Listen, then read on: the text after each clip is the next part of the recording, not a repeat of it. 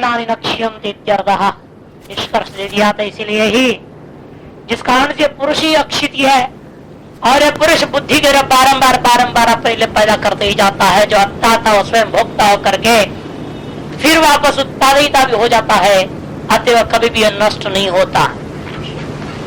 अतः प्रज्ञा क्रिया लक्षण प्रबंध आरूढ़ सर्वोलोक सहज सहज लक्षण क्रिया फलात्मक सहत अनेक प्राणी कर्म वासना संतान अवष्टब्द क्षणिको अशुद्धो असारो नदी स्रोत प्रतिप संतान कल्प कदली स्तंभ असार फेन माया मरिचंब स्वप्न समस्त समः तदात्मगत दृष्टीनाम अविकार्यमाणो नित्य सारवानि वलक्ष्यते अविकीर्यमाणो नित्य सारवानि वलक्ष्यते। यद्यपि यह क्षणिक नित्य विकारवान है, फिर भी अविकारवान जैसे लक्षित होता है। कैसे, क्यों, क्या बता रहा था? प्रज्ञा उपासना, क्रिया माने कर्म, कर्म और उपासना रूपी कारणों से आरूढ़ हो गया। कौन? सर्वलोक, समस्त जीव। साध्य साध लक्षण, वो प्रबंधारूढ़ जो है कैसा है? वो साध्य साध लक्षण प्रबंधारूढ़, क्रिया फलात्मक, साध्य साधन रूपा है और कर्म फल रूपा है। सूक्ष्म स्थूल रूप पहले कहा, साध्य साधन कह रहे, स्थूल सूक्ष्म रूप कहा गया और क्रिया फलात्मक कर्म से साध्य साधन रूप भी कहते हैं, ऐसा भी अर्थ लिया गया है। प्रज्ञा क्रियाभ्याम हेतुभ्याम लक्ष्यते व्यावर्त्यते निष्पाद्यते, यह प्रबंध समुदाय तदारूढ़ तदात्मक इत्यर्थः। उपासना और कर्म इन दोनों कारणों के माध्यम से ही व्यावृत हो गया है, ब्रह्म से भिन्न हो चुका है। ऐसे ही आरूढ़ समुदाय है जो उस तद्रूपता को प्राप्त करने वाला ये जीवात्मा है।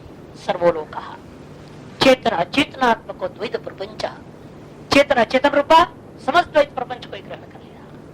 साध्यत्व साधनत्व वर्तमान, कोई साध्य है तो कोई साधन रूप बना हुआ है। ज्ञान कर्म फलभूत, ज्ञान और कर्म का, उपासना और कर्म का फलभूत है संसार है।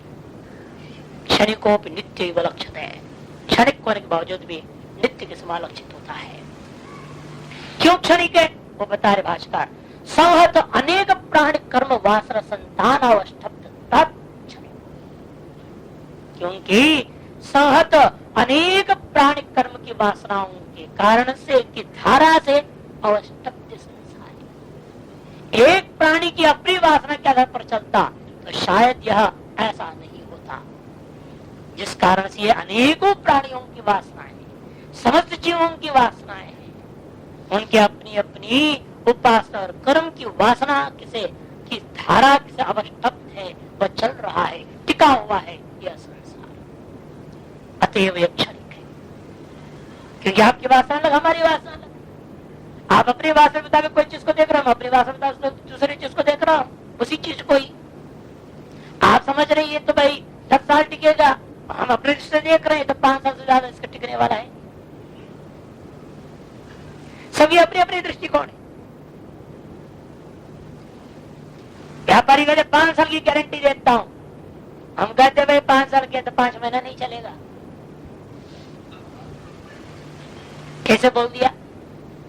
उसकी अपनी क्षमता अलग, अपनी वासना के अनुसार आपके मन बुद्धि अहंकार की क्षमता अलग है, वो अपना अलग हिसाब से नाप रहा है या ठग रहा है, और आप अपने हिसाब से देख रहे हैं। सबकी अपना अपना अलग अलग वासनाओं के कारण से एक ही वस्तु की अनेक दृष्टि हो जाता है, आते हुए कोई भी वस्तु स्थिर नहीं हो सकता है। देखने में टिका है लेकिन वास्तव में टिकाऊ नहीं है, इसे कहते वो क्षणिक है, अशुद्ध हो। क्षणिक होने पर भी कोई आपत्ति नहीं है, जब तक है तब तक मौज कर लेंगे हम, कोई ऐसा कह सकता है? जब तक है तब तक मौज कर लो, क्या दिक्कत है? लेकिन नहीं, कामना आदि से दूषित है। प्रत्येक व्यक्ति की अपनी अपनी अलग अलग कामनाएं हैं, उन कामनाओं से वह दूषित हो गया है संसार, अशुद्ध, अतएव असार। जो दोषयुक्त होता है वह कभी सारवान नहीं हो सकता। उसी प्रकार के है जैसे नदी स्रोत प्रदीप संतान कल्प, ये संसार रूपी जो संतान धारा है, वासना संतान है, अनेक प्राणियों की वासना संतान के द्वारा अवस्थित जो संसार है उसको दृष्टांत दिया नदी स्रोत के समान। जैसे नदी की धारा चल रहा है, ऊपर से लहर निरंतर चल रहा है, फिर भी आपको क्या लगता है अरे इतने हजारों साल से गंगा मैया वो जल है कहा, तो गायब हो जाता है, चलते रहता है। इन वही है, ऐसा नदी स्रोत में सब भ्रांति होती है वैसा होता है। इस संसार में भी प्रतिक्षण ही विनाश हो रहा है, परिवर्तन हो रहा है, अपने अपने वास अनुसार उसके अंदर नित्यता ग्रहण करते जा रहे हैं। वास्तव में ये नदी स्रोत के समान है, प्रदीप की संतान के समान। प्रदीप धारा, प्रदीप की लौ जो निरंतर चल रहा है, निरंतर चल रहा है, जलते जलते जलते जलते प्रदीप क्या होता है नष्ट हो जाता है। या संतान कर तो बच्चा नहीं देना, संतान पैदा हो जाता है। यह धारा निरंतर ही जो दिखाई दे उसको संतान करते। उसके सदृश कल्प में सदृश ईशद अर्थ में, ईशद सादृश अर्थ में कल्प प्रत्यय होता है। इसे नदी स्रोत प्रतिप संतान कल्प है ना, नदी स्रोत कल्पा नदी स्रोत के सदृश है या प्रदीप के संतान के सदृश है। समझे कदली स्तंभ आसार, अब आसार का दृष्टांत प्रदीप स्तंभ के समान जो है ना आसार है। कदली स्तंभ किसको कहते हैं केले का, उसको आप निकालते जाओ क्या होगा अंदर अंदर में कुछ नहीं, हाँ उसके समान है संसार की आसार है। इसका छटाई करते जाओ और गहराई में जाओ, चिंतन करो, विवेक करो, इसका सच्चाई क्या, उसका सच्चाई क्या, उसका सच्चाई क्या, सत्यता को ग्रहण करने का प्रयास करते जाएंगे तो अंत में आपको मिलेगा इसमें कुछ भी नहीं, अपना स्वरूप के सिवाय और कुछ नहीं। क्योंकि बाहर से शुरू करोगे अंत में कहाँ होगे, अपने में आना ही पड़ेगा। भाई माँ बाप भाई बहन सब बोलोगे ना, वाल्मीकि का तो यही हुआ, नारद जी ने तो यही उल्टा पाठ पढ़ा दिया। तो जिनके लिए लूट रहा है सब कर रहा है उनसे जाकर तो पूछ क्या तुम्हारे इन पापों के भागी बनेंगे कि नहीं बनेंगे। वही पूछा पहले माँ से, अपने से नहीं पूछा ना कुछ, पहले माँ के पास गया, पत्नी के पास गया, बच्चों के पास गया, बाप के पास, कोई भी अरे नहीं तुम जाने तुम्हारा काम तुम्हारी ड्यूटी है पालना, तुम कर रहे हो, हमें थोड़ी कर तुम डकैती करके हमको पाल, तुम जाने तुम्हारा पाप जाए, पुण्य के हम क्या भाग्य पाप के भाग्य सब जैसे दिएगा फिर अपने हाथ में देगा, इसका तो सारा पाप मेरे को झेलना पड़ेगा क्या, मेरे तो क्या गति होगी फिर।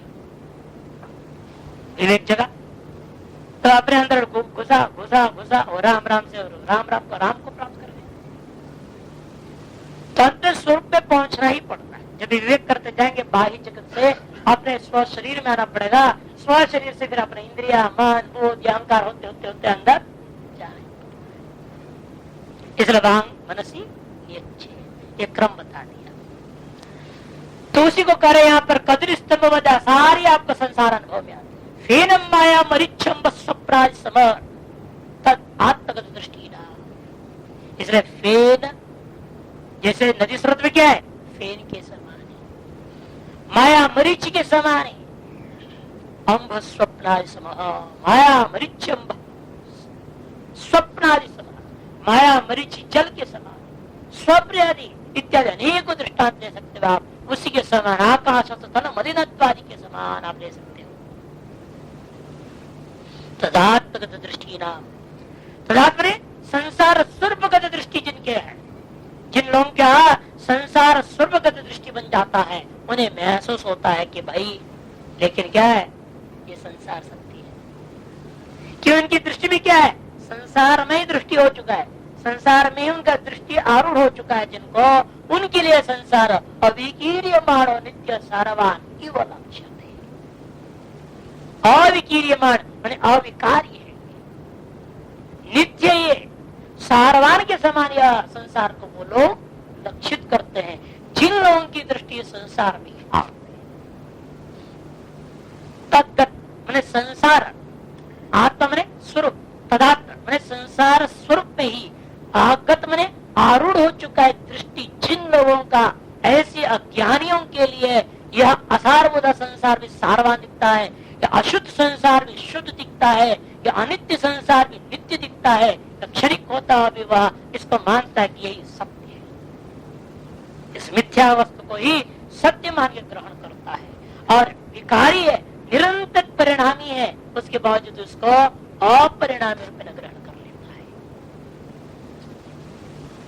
तदेतत् वैराग्यार्थम उच्यते है। इसलिए ये जो मंत्र का हिस्सा आया था मूल में, धिया धिया जनयते कर्मभिर्यद्धैतन्न कुर्यात् क्षीयतः इति, ये जो मंत्र भाग, इसीलिए इसका व्याख्या चल रहा है, इसी की व्याख्या कर रहे हैं भाष्यकार। ये मंत्र इसलिए आया है वैराग्य को बताने के लिए। तदेतत् वैराग्यार्थम उच्यते है, वह यह जो प्रसंग है यह वैराग्य का सिद्धि के लिए कहा गया है। यथोक्त जगत का स्वरूप जो वर्णन हुआ वैराग्य की सिद्धि के लिए है, जिसको मंत्र में संक्षेप में कहा धिया धिया जनयते कर्म भी, तो विलक्षित है उपासना ही सह, उपासनाओं के साथ कर्म के द्वारा अपनी ही बुद्धि से बारंबार बारंबार भिन्न प्रकार सृष्टि करते जाता है और इसी में सत्यता आदि को लेकर के व्यवहार करता है। यद्दैतन न कुर्यात्, यदि ये पुरुष अपने बुद्धि से जन्म उत्पत्ति करना बंद कर देता है, क्षीयतः अवश्य नष्ट हो जाएगा। विरक्तानाम ही अस्मात् ब्रह्म विद्या, विरक्तानाम ही अस्मात् ब्रह्म विद्या आरब्धव्या चतुर्थ प्रमुखिनी थी। विरक्तों के लिए ही वास्तव में अस्मात् ब्रह्म विद्या आरब्धव्या, किससे विरक्तानाम, अस्मात् विरक्तानाम, अस्मात् में संसारात् विरक्तानाम, एतादृश संसार से जो विरक्ति को प्राप्त कर चुका है उनके लिए ब्रह्म विद्या अगले अध्याय से आरंभ होना है। 1-5 जब पढ़ रहे हो तो 1 से पढ़ना है। चौथा का मतलब आरण्य के हिसाब से चौथा, उपनिषद के हिसाब से दूसरा अध्याय। ये तो आरण्य क्रम से कह दिया, चतुर्थ प्रमुखेण मैंने आरण्य का क्रमेण, आरण्य प्रधान्य कितना क्रम के अनुसार बड़ा था ना, पहले 2 अध्याय पर विचार नहीं है, प्रवर्ग अध्यायों पे है ना, सीधा इसमें आया, मुनि कांड में आया हुआ है, इसलिए कहते प्रवर्ग कांड को हिसाब से लेंगे चौथा अध्याय और उपनिषद क्रम में दूसरा अध्याय में वही प्रमुख है, वही से आरंभ होगा वास्तविक। ये सब उपासना प्रकरण है, बीच में आपको बीज बो दिया जा रहा है वैराग्य को आगे आने वाले ब्रह्म विद्या के अधिकारी बनाने। विरक्तानाम की नहीं जगत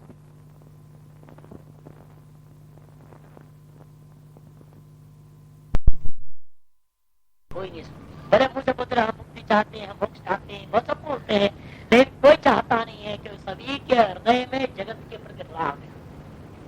इसे लिखा है नहीं जगति राग बता, इस जगत में जो अनुराग रखने वालों के लिए तो मोक्ष की अपेक्षा हो ही नहीं सकती है, उनके लिए इसलिए आगे के उपनिषदों का उपदेश है ही नहीं।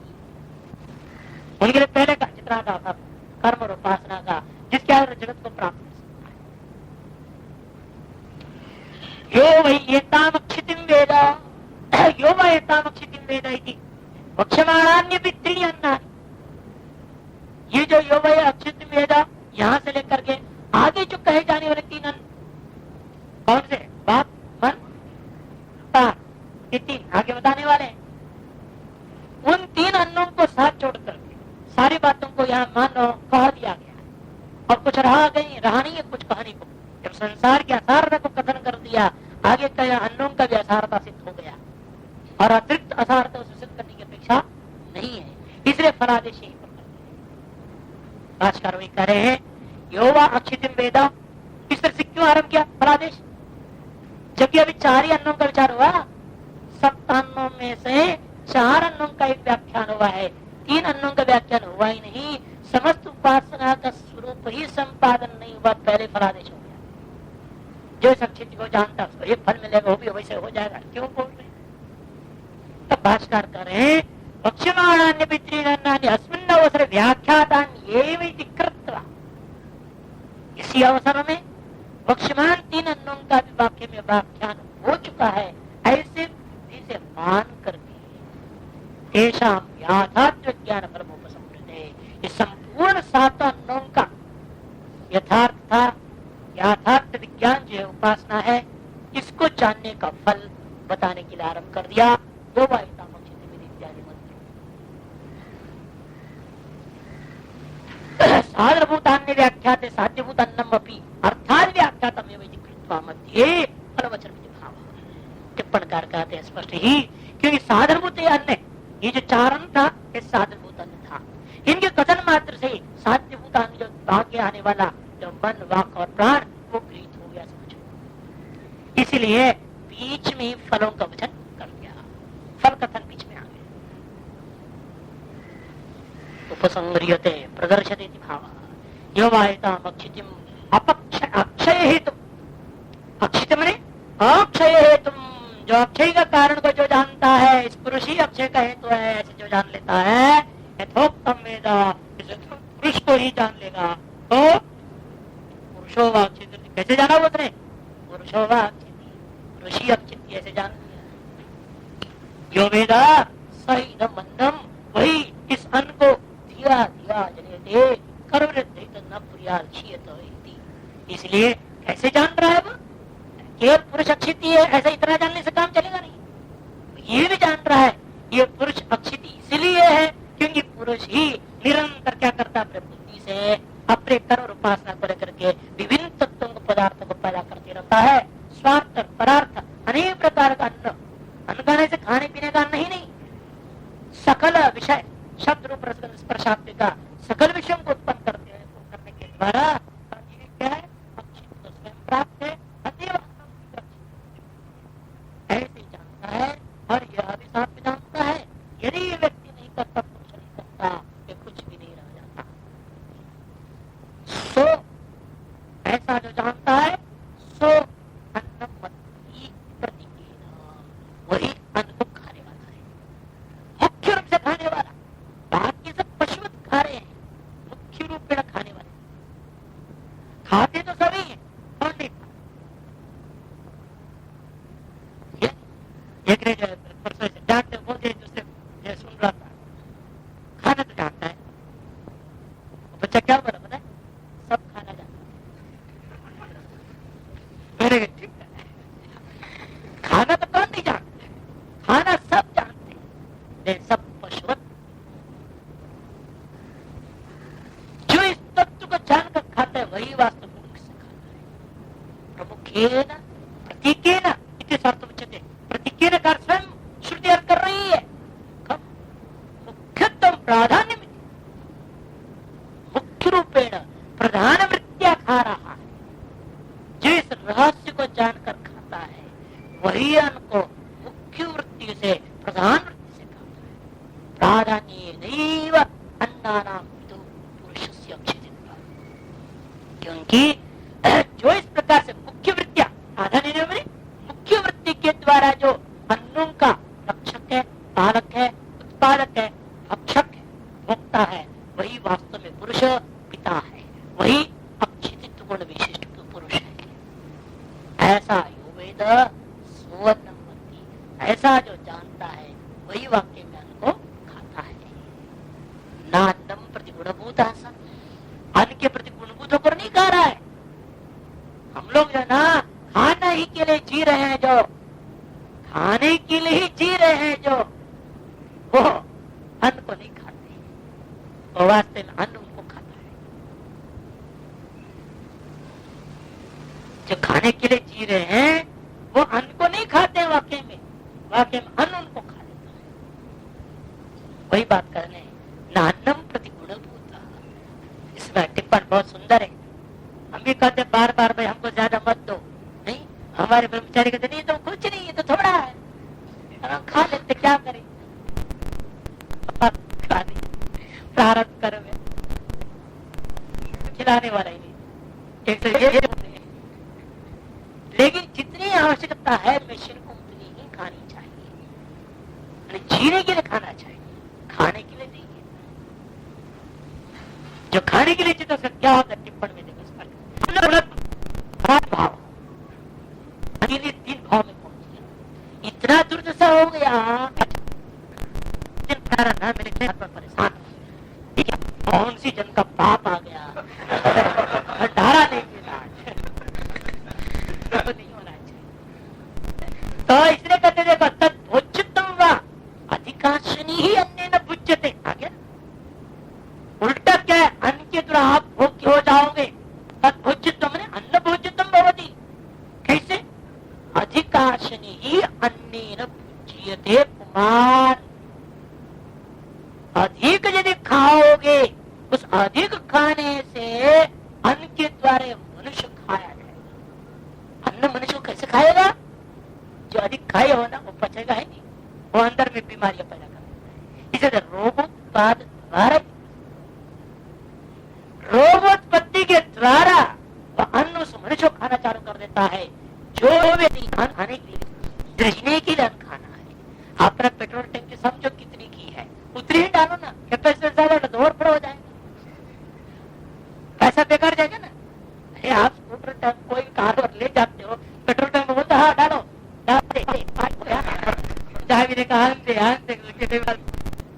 आप बोले पा दे तो डालते रहेंगे, उसको क्या है, बिल बढ़ते रहेंगे, जा रहा है कि नहीं?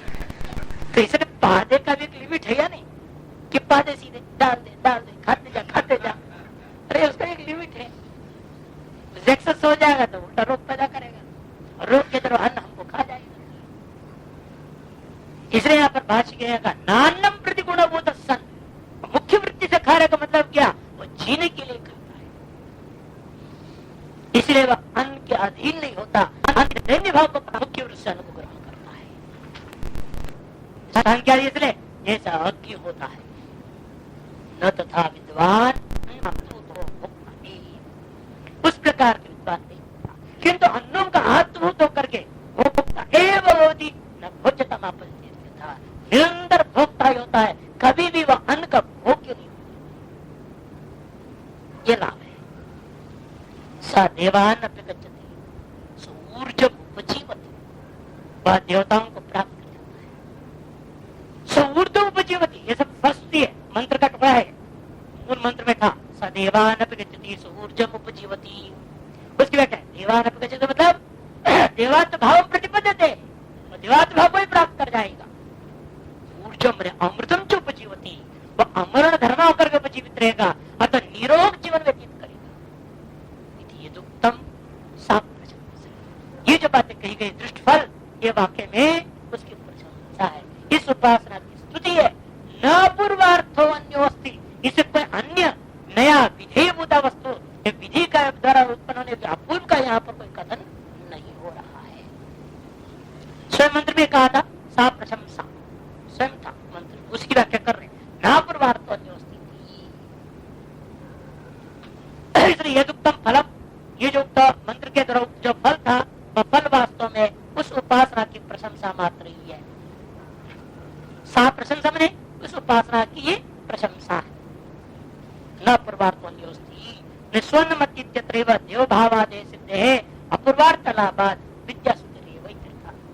क्योंकि पहले जो कह दिया ना सो अन्नम मत्ति नान्नम प्रतिगुणभूतः, उधर से मान लो अन्न को खाने वाला ही है, अगर कभी वो अन्न के द्वारा खाने योग्य नहीं हो जाता, अत्य नहीं होता, अत्ता ही रहता है। इतने कहने से ही वो देव भाव को प्राप्त हो गया। देव भाव देवता ही ऐसे होते जो अत्ता होते, कभी आद्य नहीं होते। इसे उसी के द्वारा ये अर्थ तो निकल ही गया, देवान अपगच्छति जो अर्थ है वो स्वन्नमत्ति के द्वारा ही निकल चुका है। दोबारा क्यों कहा, व्यर्थ होकर के ज्ञापन कर दिया।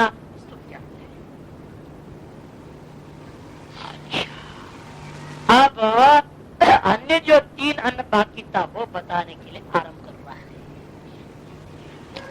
3 आत्मनि अकुरुत इति मनोवाचम प्राणम नान्यात्मनि अकुरुत अन्यत्र मना भुवम नादर्शम अन्यत्र मना भुवम ना शौचमिति मनसा ह्यो पश्यति मनसा श्रोति काम संकल्प विचिकित्सा श्रद्धा धृति धीर इत्येतत् सर्वं मन एव तस्माद् पृष्ठतोपस्पृष्टो मनसा विजानाति यह कश्चन शब्दो वागे वसा एषा हि अंतम आयत्ता एषा हि न प्राणो अपानो व्यानो उदान समानो न इत्येतत् सर्वं प्राण एव एतन्मयो वा अयम् आत्मा वाङ्मयो मनोमयः प्राणमयः।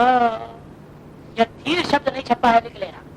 धृतिर अधृतिर रीर धीर धीर होना चाहिए, रीर धीर धीर होना चाहिए, है ना। हाँ, गीता प्रधानी पुस्तकों में होगा, इसमें पुराने जो प्रकाशन इसमें नहीं, नए प्रकाशन में शायद है, नए में भी भी नहीं, नए वाले में तो है, इसमें तो है, किसी किसी में है, किसी में नहीं है। तीन आत्मने कुर्ता, तीन अन्नों को अपने लिए बनाया।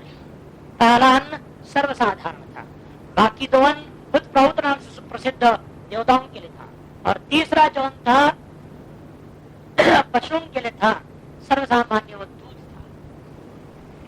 पशु से मनुष्य को भी ग्रहण कर लिया था।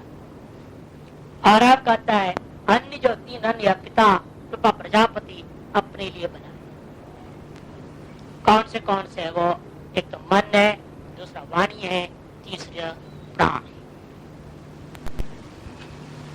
इन तीनों को अपने लिए तानी आत्मने अकुर्ति, इन तीनों को अपने लिए बनाया। व्याख्या है त्रीनी आत्मने कुर्ता, ब्राह्मण भाग है, मंत्र भाग है, उसकी व्याख्या ब्राह्मण भाग है। मनोवाचम प्राणम तानी आत्मने कुर्ता। और ब्राह्मण भाग क्या करता है? क्यों मन को क्यों ले रहे हो? चक्षु श्रोत्र वगैरह क्यों नाम नहीं लेते हो? ये सब अपने लिए बनाया हुआ है। सारे 10 इंद्रियों का नाम लेना चाहिए था, और पंच प्राण 15 का नाम लो कम से कम, और जोड़ दो मन बुद्धि अहंकार चिच्चार तो 19 हो जाएगा। ये सूक्ष्म शरीर को अपने लिए बनाया पूरा 19 आइटम वाला। ऐसे क्यों नहीं कहा? तो कहते कि इसके द्वारा सब ग्रहण हो जाएगा मन के। कहते क्यों? अन्यत्र मना भुवम ना दर्शन, अन्यत्र मना भम ना श्रोषम विधि। क्या हो गया?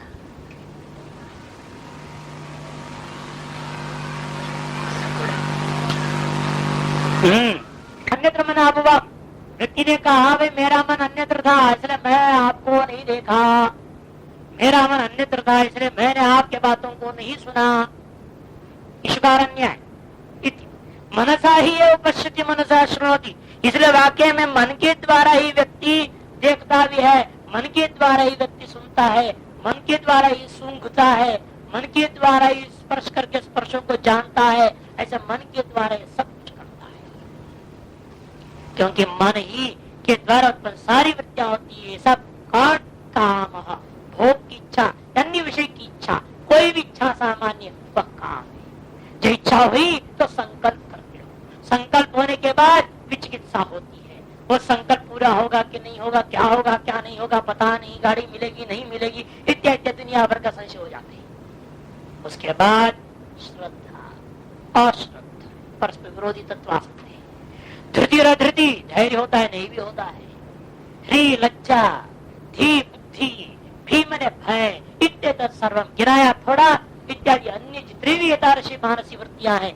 सब वृत्तियों के लिए सर्वम मन एव।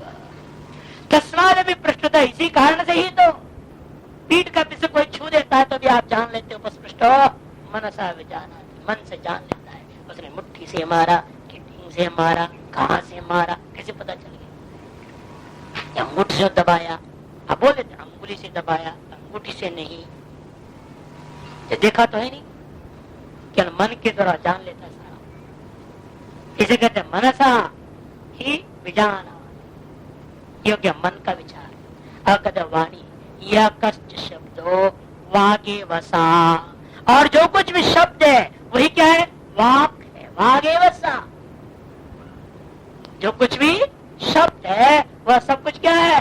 वाक रूप ही है, क्योंकि ऐसा ही अंतम आयत्ता, क्योंकि वह अपने वाच्य अर्थ के पर्यवसान पर्यंत उसको अनुगत करके रखता है। जब तक आपके अपना अभिलषित अर्थ है उसको अगले तक पहुंचाते नहीं हो तब तक आप पीछे लगे रहते। अरे समझा नहीं, अरे ऐसे ऐसे ऐसे जाओ वैसे जाओ, ये करना वो करना, वो ऐसे मिलेगा ऐसे, अभी नहीं समझ में आई, लो दोबारा समझाता हूँ, और चित्र बना के दिखाएंगे, ऐसे जाओ ऐसे जाओ ऐसे जाओ। मैंने तब तक वाणी का प्रयोग आप करते हो जब तक अपने अभिलषितार्थ का बोध अगले को नहीं। इसलिए कहते ऐसा वाक अंतम आयता, अंतम मने पदार्थ बोध पर्यंतम आय व्याप्ता इत्यर्थ। वाच्यार्थ जो चीज है ना, वाच्यार्थ के पर्यवसान पर्यंत, निश्चय पर्यंत व्याप्त होती है वाणी। ऐसा ही न, लेकिन सर्वथा ऐसा होता है ऐसी बात भी नहीं, कभी कभी तो होता ही नहीं। ईशा ही न। कोई कोई शब्द ऐसे है आपके दिमाग से ऊपर उड़ जाता है, हम लोगों को भी कहना पड़ता है ठीक है, जितना समझ रहा है सो ठीक है, बाकी बाद में समझ में आएगा। पढ़ते जाओ, क्या करें, कितना समझाने को उलझे रहेगा वहीं पर। पहले से पूर्वाग्रह बैठा हुआ है ना, बिजुड़ी जिसको करते हैं, कोई बात को ग्रहण कर रखा है, वहीं पर उस पर घूमेगा, वो कोलू का बैल जैसे, वो दूसरा ग्रहण ही नहीं करता। इसलिए दोनों ही बातें इस वाणी में, शब्द में, शब्दार्थ अवगति पर्यंत भी जा सकता है, कभी कभी नहीं भी जा सकता है। दोनों ही विषय है और दोनों ही मन के द्वारा होता है। प्राणो अपानो व्यानो उदान समानो अन सर्व प्राण एव। प्राण अपान व्यान उदान समान विशेष वृत्तियां ले लिया और अना सामान्य वृत्ति। अन्य सकल क्रियाकलाप जो कुछ भी होता है शरीर के अंदर, उन सकल के प्रति प्राण ही कारण है, इसलिए अना करके सामान्य वृत्ति ले लिया। इतने सर्वम सामान्य विशेष रूपा, जो कुछ भी आपके शरीर के अंदर प्राण, वह सब प्राण का ही स्वरूप है। एतन्मयो वायम, वह यह जो ये शरीर है ना, ये शरीर एतन्मयी है और कुछ नहीं। एतन्मयी है का मतलब इतनी ही है, इतनी ही है का मतलब क्या, ये वांग्मय है या तो मनोमय है या प्राणमय। जागृत काल में वांग्मय बोल बोल के सारा काम करा रहा है या नहीं, इधर आओ उधर जाओ, ये ला वो ला, ये करो वो करो, कुछ करता भी है तो ऐसे ही होता है, दूसरा कोई बोल रहा है वो कर रहा है, ऐसा आपस में चलते रहता है। वाणी का प्रयोग के द्वारा सकल व्यवहार होते रहता है। मुख्य वाणी देखा, उसके बारे में बोलना, बोलने बिना तो काम चलेगा। सुना भी है तो बोले बिना कैसे अगले को पता चलेगा। सब चीज का आधार वाणी है जागृत काल मुख्य, और स्वप्न में मन, और सोए हो तो प्राण। इसलिए वांग्मयो मनोमय प्राणमय, इस प्रकार से कह दिया है। आज का पांत से कर्मण फलभूतानि यानि त्रीणि अन्नानि उपक्षिप्तानि तानि कार्यत्ता विस्तीर्ण विषयत्वाच्च पूर्वेभ्यो अन्येभ्यः प्रतिउत्कृष्टानि। इनका विस्तृत रूप से विवेचन होगा। अभी थोड़ा संक्षेप में बता दिया, इसका बहुत विस्तार से विवेचन करना है इन तीन अन्नों का, क्योंकि ये साध्य उतांत है। इनको समझे भी ना आपके मन में क्या है, इन्हीं को प्राप्त करने की इच्छा रहेगी। अगला जन्म फिर आप सोचेंगे इस बार जो वाणी थी थोड़ी ठीक नहीं थी, गधे का स्वर था, अगले बार कोयल का स्वर हो जाए, वो इच्छा करो नहीं। अगर मन थोड़ा कमजोर था, हम केवल डिग्री पास किए हैं, तो सोचोगे अगले बार हम MBA करेंगे, ये वासना बढ़ेगी, दूसरे का देखा देखी। इसलिए इनका विस्तृत विवेचन करना पड़ेगा। स्वकर्म उपासना से जन्नीभूता वाक मन और प्राण, क्या अगले जन्म में आपको जरूरत है कि नहीं है? क्यों नहीं है? क्यों इसे विरक्त होना चाहते हो? क्यों इसको निपटारा कर देना चाहते हो? उसको जानना जरूरी है। इसलिए विस्तृत विवेचन करेंगे तीनों विषयों का। ये बंधन के कारण कैसे बनते हैं, और ये हमारी कर्म और वासना उपासनाओं का साध्य तत्व होने से यह आज भी उपलब्ध साधनों के द्वारा हमारा लक्ष्य साध्य यही होना चाहिए, या इससे भिन्न ब्रह्मानुभूति होनी चाहिए, यह तय आपको करना है। इसलिए इसका विवेचन बहुत जरूरी है। भाष्यकार साफ कह रहे, इसलिए पांच कर्म का फलभूता ये तीनों के तीनों चीज है। कौन? आपके वाक, मन और प्राण। फलभूतानि यानी त्रीणि अन्नानि उपक्षिप्तानि, यहाँ पर मंत्र में कथितानि, उपक्षिप्तानि में इस मंत्र में जो कहा जा रहा है, मन वाणी और प्राण। कार्यत्ता, ये कार्य है इसका, कर्मण फलभूतानि कार्यत्वा, कर्मों का कार्यत्व है। विस्तीर्ण विषयत्वा, और इनका विषय बहुत विस्तार है। पूर्वेभ्यो अन्येभ्यः, पूर्व प्रोक्त अन्नों की अपेक्षा से इनका विषय विस्तृत विवेचन करने योग्य है। पृथक उत्कृष्टानि, इसलिए बीच में फलोपदेश भी कथन करके प्रशंसा स्तुति भी कर दिया, उपासना का पूरा अर्थवाद सहित सब निपटा दिया। निपटाने के बाद पृथक विचार आरंभ किया गया है। तेषां व्याख्यानार्थ उत्तरो ग्रंथ आप ब्राह्मण परिसमाप्ते है। इसी की व्याख्यान करने के लिए इस अध्याय का, इस पंचम ब्राह्मण की परिसमाप्ति पर्यंत जाए, उसके बाद वंश ब्राह्मण अध्याय समाप्त हो जाएगा। आप ब्राह्मण परिसमाप्ति त्रीणि आत्मने कुरुते मंत्र भाव ले लिया। तीन अपने लिए उसने बनाया, प्रजापिता परमात्मा ने। कोश्चर्य तुच्छते, इसका अर्थ क्या है? स्वयं ब्राह्मण भाग करने लगी, मनोवाक प्राणाः एतानि त्रीणि अन्नानि, यही तीन अन्न तानि मनोवाचम प्राणंच आत्मने आत्मात्म कृता, उनको अर्थात मन वाणी और प्राण को, इन तीनों को वो अपने लिए बनाया। इतर चतुष्टय विनियोग दृष्टांत चकार, अन्य चार के सहित इन तीन को मुख्य रूपेण वह अपने लिए बनाया है। कृतवान मैंने सृष्टि आदो पिता, पिता ने आदि काल में उन चार की सृष्टि करके अंत में तीन को अपने लिए साध्य रूप वस्तुओं को, वो तो साधन रूप पलंग को किया, परंतु साध्य रूप ने इनको अपने लिए ग्रहण किया। यद्यपि उनके आधार पर ये है और इनके आधार पर आगे वही आ गए, वो साध्य हो जाए। इसी साध्यभूता इन तीन अन्न को लेकर के जो साधनभूता जौन थे वो फिर ये साधन हो जाएंगे उनकी उत्पत्ति के। फिर आप दूध पैदा करोगे, अन्न पैदा करोगे, सर्वसाधारण है, गेहूं पैदा करोगे, चावल पैदा करोगे, वो भाव का साधन हो जाएगा। यही साध्य साधन भाव, जो साधन है वो बाद में साध्य हो जाते हैं, जो साध्य है वो बाद में साधन हो जाते हैं। ये प्रत्येक चक्कर जो है चलती ही रहता है। तेषा मनसो अस्तित्व स्वरूपम च प्रति संशयिता। अब इन तीन अन्नों में से मन के अस्तित्व के बारे में संशय है, मन के स्वरूप के बारे में भी संशय है। ये संशयों को दूर करने के लिए ही यहाँ पर जो है विचार आरंभ होता है। अस्तित्वावत मनः, मन नाम का चिड़िया है, वो क्या करता है? श्रोत्रादि बाह्य कर्ण व्यतिरिक्तम, और कैसे है वो? श्रोत्रादि बाह्य करणों से भिन्न मन नाम का वस्तु है।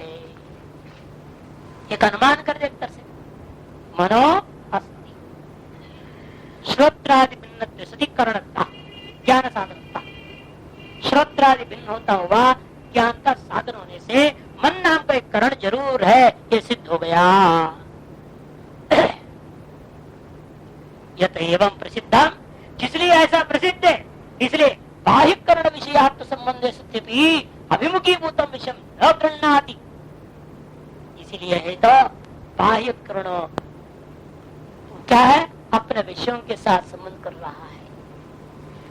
श्रोत्र का संबंध शब्द के साथ हो चुका है, चक्षु का संबंध रूप के साथ हो चुका है, फिर भी आप नहीं जानते।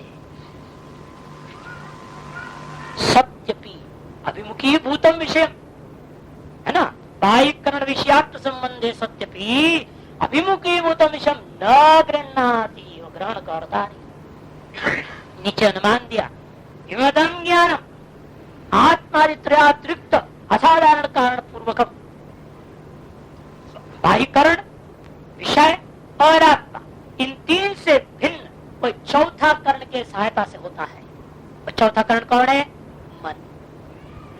ये जो ज्ञान हो रहा है, ज्ञान जो होता है, विमदम ज्ञानम आत्मादित्रय, आत्मादित्रय जो मूल में दिया, बाह्यकरण विषय और आत्मा, इन तीन का संबंध है, लेकिन फिर भी आप ग्रहण नहीं कर रहे हो। क्यों? जरूर मन आपका अन्यत्र है, इसलिए आत्मादित्रयातिरिक्त साधारण कारण पूर्वकम सत्यपि तस्मिन् कादाचित्कत्वादिति, क्योंकि सत्यपि तस्मिन् अर्थात ये त्रय, सत्यपि सुने ये त्रय का होने पर भी कभी ज्ञान होता है, कभी नहीं होता है। अतः कौन है वो? परिशेषानुमानात् मनोस्तित्वम बोध्यम, मन के अस्तित्व सिद्ध हो गया। तो यहाँ पर विचार समझना चाहिए। इसी को आप विनय कर बता रहे, क्यों दृष्टवान असी? किसने पूछा, अरे तुमने देखा? क्यों दृष्टवान असी नम रूपम, अरे तुमने यह स्वरूप को देख लिया है? इत्युक्तो वदति, तब उसका कहने पर जवाब में क्या कहता है? दूसरा कहते नहीं जी, अन्यत्र में गतम मनः आसीत स्वहम अन्यत्र मनासम नादर्शम, मेरा मन अन्यत्र चला गया था, इसलिए वह यह जो मैं अन्यत्र मन वाला होने के कारण से इस रूप को जिसके बारे में तुम पूछ रहे हो उसको मैं देखा नहीं था। इस प्रकार से होता है। इसी प्रकार से किसने पूछा, तथा इदम श्रुतवानसी मदियों वजह, अरे मैं जो बोला अभी तक तुमने इसको ठीक ठीक सुना? और कहता है महाराज इत्युक्तो अन्यत्र मना भवम न श्रोषम न श्रुतवान अस्मीति, मेरा मन अन्यत्र चला गया था, इसलिए आपने क्या बोला उसको मैंने सुना ही नहीं। तस्मात् यस्य असन्निधो रूपादि ग्रहण सामर्थ्य सतः चक्षुरादेश स्वरूप विषय संबंधे रूप शब्द आदि ज्ञानम न भवति। इस निष्कर्ष हो गया जिसके असन्निधो, यस्य असन्निधो किसका, मन के असन्निधि में रूप आदि ग्रहण का सामर्थ्य वाला चक्षु का रहने पर भी और स्व स्व विषय भूता रूप आदि भी विद्यमान है, रूप आदि का संबंध में विद्यमान है, स्व स्व विषय संबंधे रूप शब्द आदि विज्ञानम न भवति। यस्य च भावे भवति, और जिसका होने पर रूपादि ज्ञान होता है, तद अन्य दस्ति, वह इस चक्षु विषय और आत्मा इनके संबंध इन सब से भिन्न है, ये मानना पड़ेगा। मनो नाम अंतःकरण, क्या है वह, मन नाम का अंतःकरण है, सर्वकरण विषयों की इत्यवगम्यते है, सकल करणों का विषय के साथ संबंध रखने वाला मन नाम का अंतःकरण वस्तु विद्यमान है। तस्मात् सर्वो ही लोको मनसा ही उपशति मनसा श्रोति तद विकृत्वे दर्शनाद्य भावात्, इसलिए समस्त जीव मन के द्वारा ही दिखता है, मन के द्वारा ही सुनता है, क्योंकि उसका विग्रह होने पर अर्थात उसका अन्यत्र मन हो जाने पर, अन्यत्र उसकी वृत्ति चले जाने पर दर्शनादि का भाव आधार पर अनुमान हो जाता है।